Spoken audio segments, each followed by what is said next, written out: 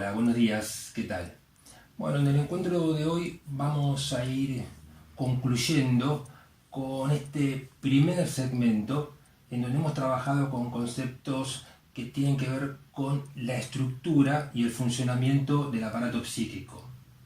Y hoy particularmente vamos a comenzar desarrollando, Isabel, lo que vos habías comentado también en alguna otra ocasión, que el psicoanálisis no es solo un psicoanálisis individual, sino, como dice Freud justamente, es una psicología social.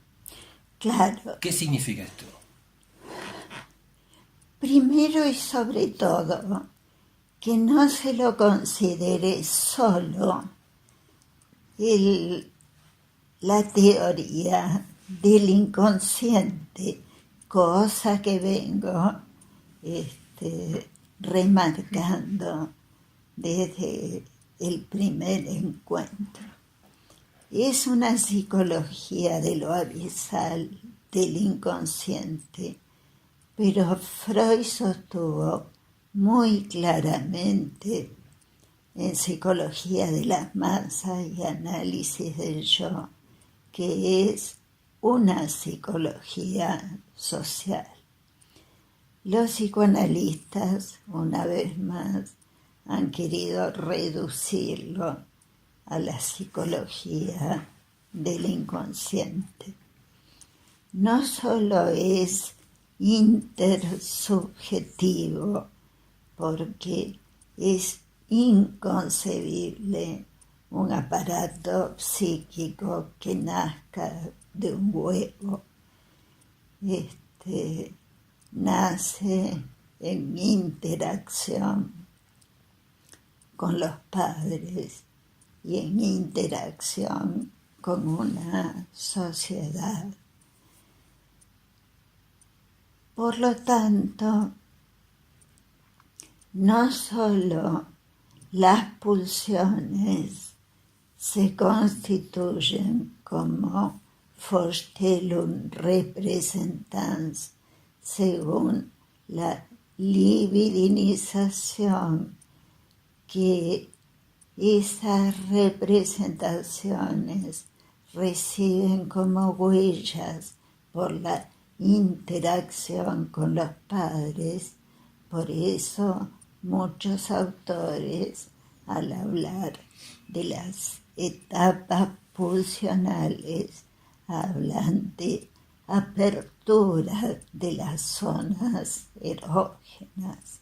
Eso quiere decir apertura por la interacción con los padres.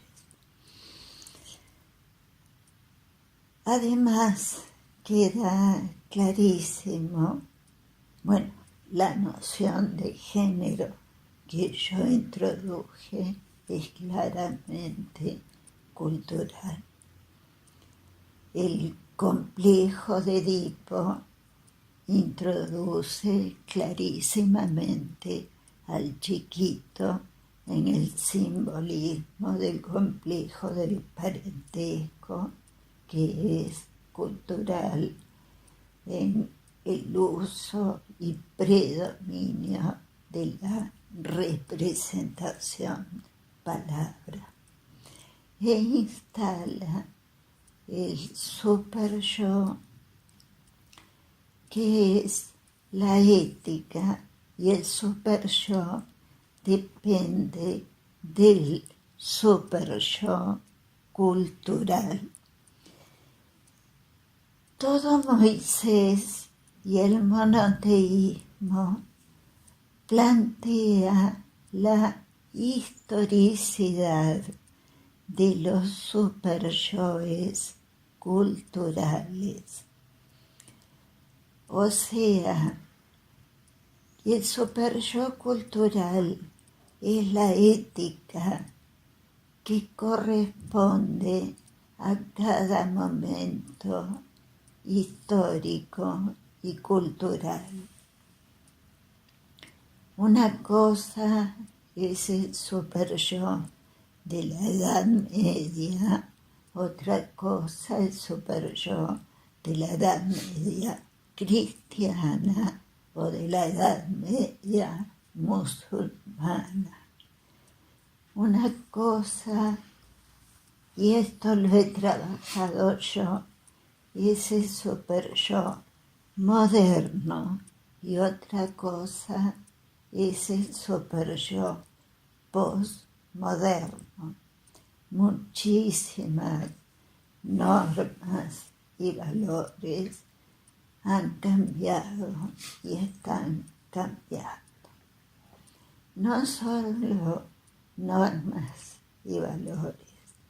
Uno de los estudios que yo he hecho es el de la historicidad de los afectos. Por ejemplo, el afecto, amor de pareja es histórico, claramente. Una cosa es el amor de pareja cuando el amor conyugal era arreglado entre los padres y los novios se conocían y después se querían. Y otra cosa, el amor romántico que nació en las cortes aristocráticas de la Edad Media y que después se fue individualizando en la sociedad burguesa y que se transformó en una elección individual que culmina en ese romance de Romeo y Julieta, Tristán e Isolda,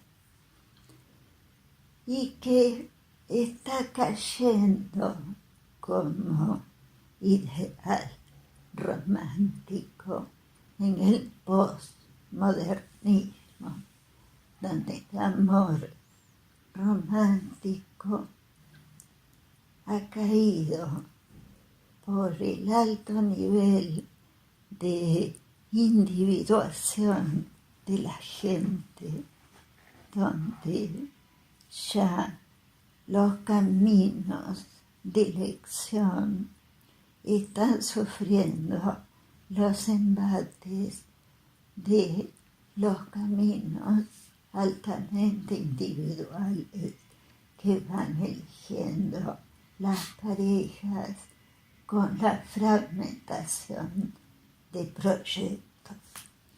O sea que sentimientos que a nosotros nos parecen eternos tienen cambios culturales. Los principios éticos en gran medida también. Creo que salvo el de no matarás o no robarás, que está en las tablas de Hammurabi y en las tablas de Moisés, creo que son los que perduran. Por lo tanto, Freud nos ha dado herramientas para que el aparato psíquico perdure como teoría con variantes a lo largo del tiempo. Por otra parte, el yo que se llama yo de realidad definitivo tiene como función el examen de realidad. Es evidente que los criterios de realidad del yo también cambian histórica y culturalmente. Para alguien antes de Colón era de absoluta realidad que la Tierra era plana, era una evidencia. Después de Colón se probó la tesis de que era redonda, o sea, que los datos prácticos y científicos van cambiando los criterios de realidad del yo y por lo tanto mucho de su estructura,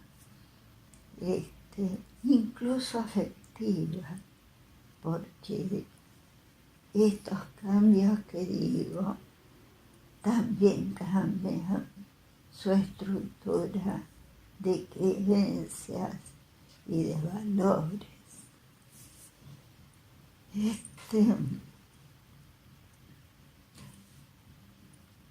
Por lo tanto, no es solo una teoría del inconsciente como vengo sosteniendo, y que cambien el yo y el super yo tiene que cambiar lo que el yo y el super yo consideran que hay que reprimir o no. Si cambian lo que hay que reprimir o no, eso produce cambio en el inconsciente. Si hoy tenemos valores extendidos de que la homosexualidad no es patología, eso tiene que cambiar lo reprimido en el inconsciente. Por lo tanto, todo el aparato psíquico está sometido a la historia y a la cultura.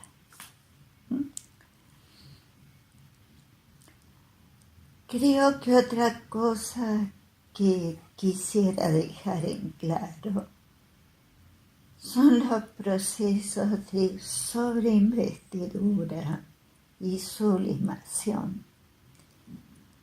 La sublimación es una sobreinvestidura, pero no toda sobreinvestidura es una sublimación. El aparato psíquico crece de estrato en estrato por sobreinvestidura o resignificación progrediente. Esto quiere decir que de primera oral a segunda oral se producen resignificaciones o retranscripciones que complejizan y mejoran, por decirlo literalmente, las inscripciones de la primera oral a la segunda, y así de estrato en estrato hasta que hay una gran sobreinvestidura que retranscribe las representaciones cosa en representaciones palabra, es decir, retranscribe todo lo que puede de los contenidos del inconsciente en contenidos del yo de realidad definitivo y super yo. La línea que va a separar estas grandes zonas va a ser la represión primaria que sigue al naufragio del complejo de Edipo. Y aquí tendremos, en principio, al aparato psíquico dividido que Freud descubrió. Esta sobreinvestidura, sin embargo, se diferencia especialmente de una sobreinvestidura especial que es la sublimación. La sublimación se caracteriza por agotar, dice Freud, consumir a la pulsión. Es cuando ello logra extraer la energía de alguna o algunas pulsiones, transformarla en energía narcisista del yo de realidad definitivo.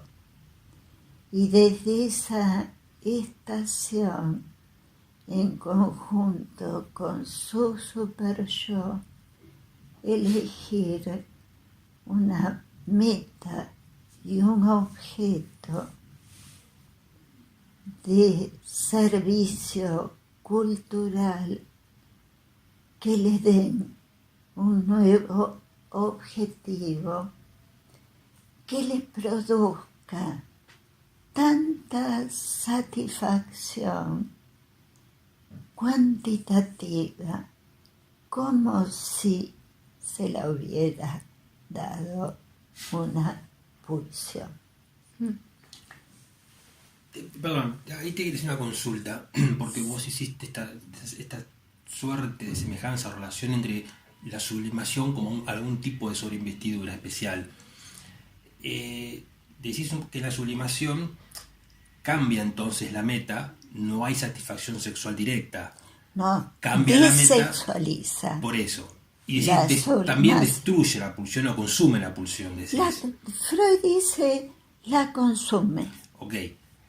En el cambio de meta justamente, y también entiendo que un cambio de objeto. Sí. Ahí sí. está la consumición de la pulsión y el pasaje a libido hacia el narcisismo, sí, que en consonancia con un super-yo puede conseguir otros logros, o sea, derivar hacia otros valores culturales, por ejemplo. Sí, que te den casi o tanta satisfacción como te hubiera dado la pulsión. Y bueno, ahí va mi consulta.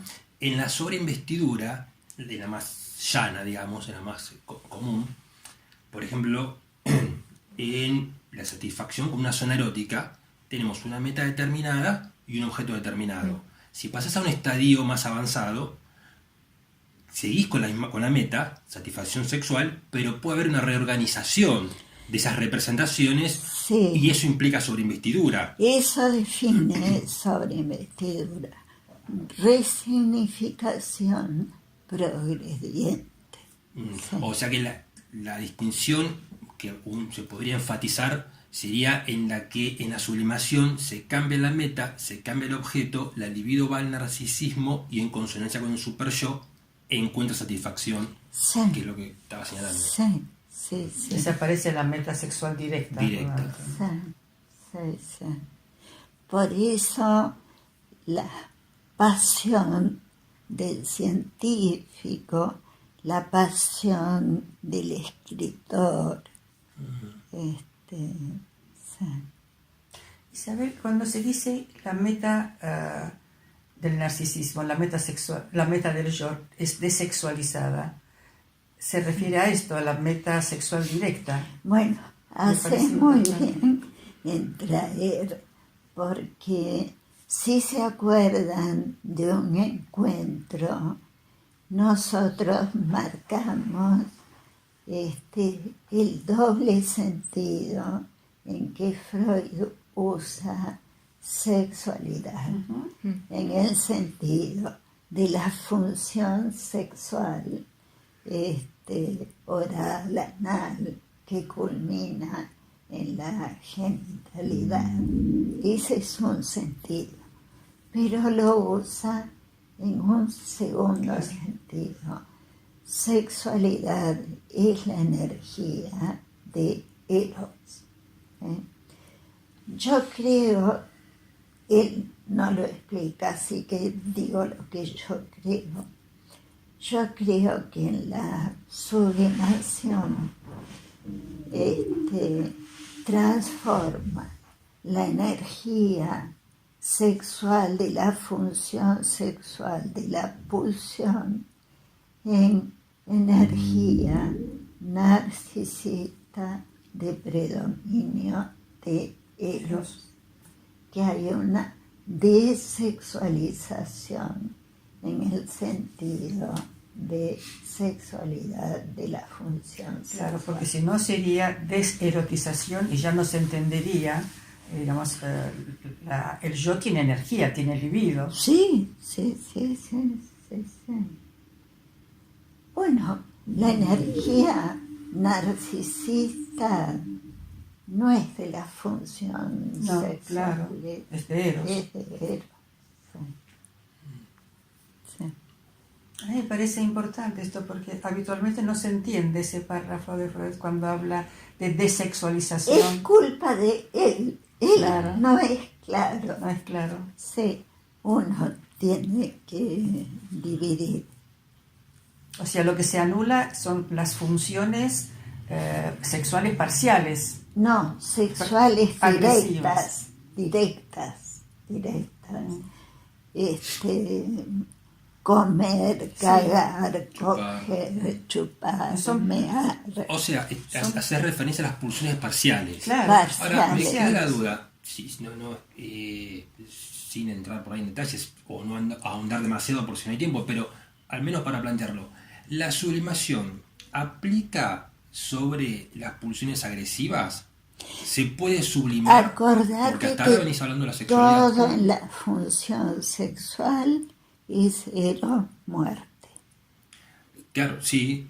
O sea que Sexual y agresivo. es sexual agresivo, es a predominio de Eros, si hay intrincación, a predominio de Eros. Pero eso no lo explica Pero más la el sublimación. el sadomasoquismo, por ejemplo, es una pulsión que atraviesa todo el inconsciente y es a predominio relativo De uno o de otro.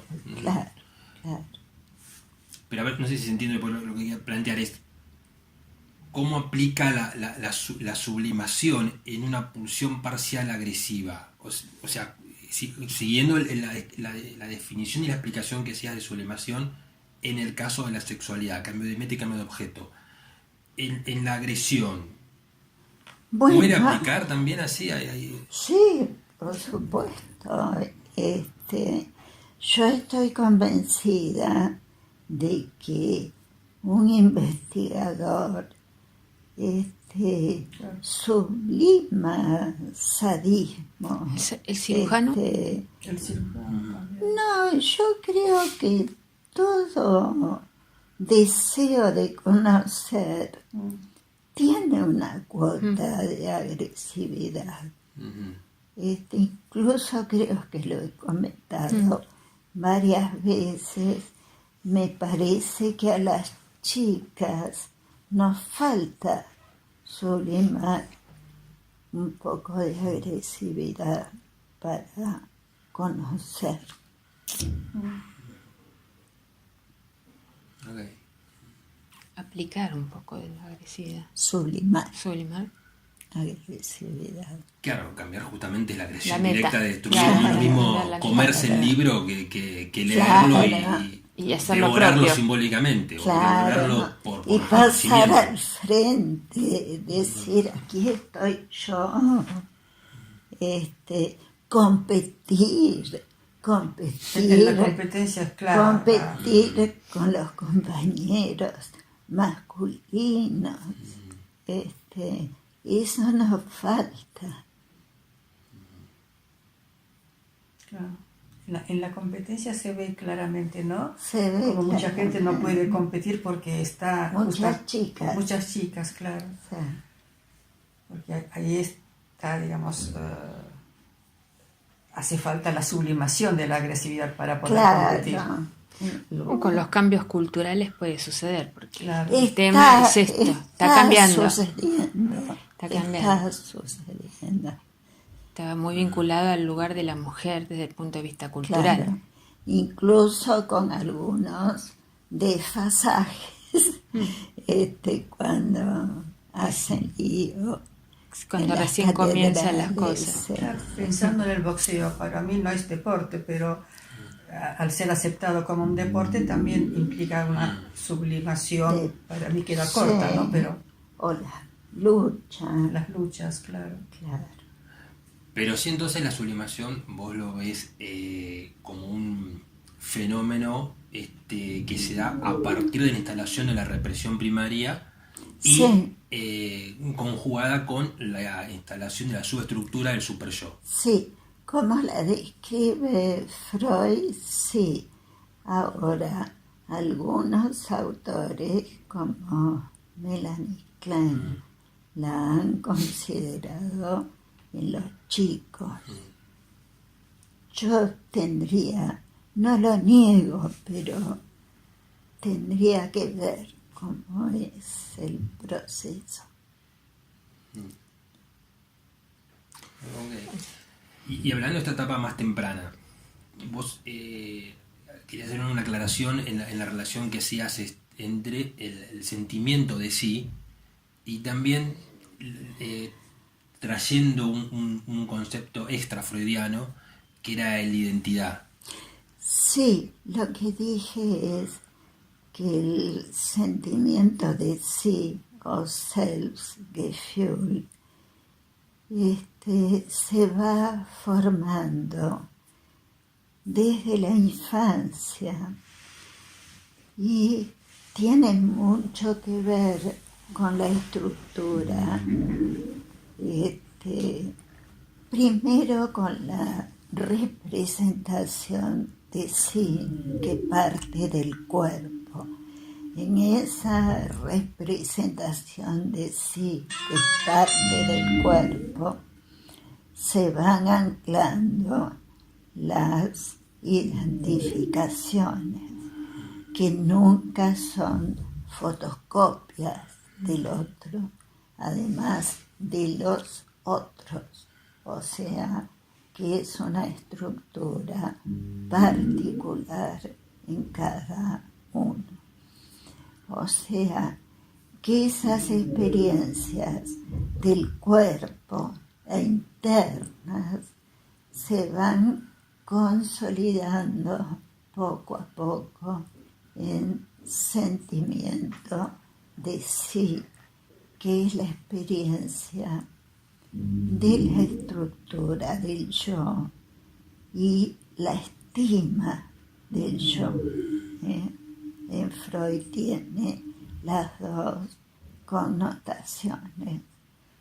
Por supuesto que en la medida en que uno crece, siempre hacemos identificaciones, pero eso se va estabilizando. Mientras más grandes somos, más estabilidad tiene. Vos decías que uno se vuelve menos permeable a ciertas identificaciones y va haciendo una estructura identitaria más sólida. Sí, es más. Pero más tiene todo un sólida. desarrollo a través de la ontogénesis, Sí. justamente, y retomando un poco lo que decías al principio, interrelacionándose con los objetos, o sea, Sí, tomando modelos, tomando objetos, sí. objetos eróticos también, de ahí se va construyendo la Sí, identidad. el objeto erótico no siempre es fuente de identificación, ¿no? Pero puede serlo. Y en la medida en que crecemos, se torna más estabilizado, ¿eh? Sin que sea pétrea, ¿eh? Claro. Lo cual sería patológico, que no tenga cambios. Pero es un concepto importante, les decía, porque, por ejemplo, en las estructuras borderline, que son patologías actuales y que en un segundo o tercer segmento de esta serie vamos a considerar son patologías de la Selbstgefühl, de la estructura del yo. O sea, aprovechamos para comentar que más adelante vamos a hablar justamente sobre la psicopatología derivada de la teoría. Vamos a tener un segmento de la técnica y un segmento de psicopato. Okay. Bien. Bueno, creo que hasta ahora ha sido bastante. Sí. ¿No? Sí. Bueno, aprovechamos para despedirnos y nos vemos hasta la próxima. Hasta luego. Chao.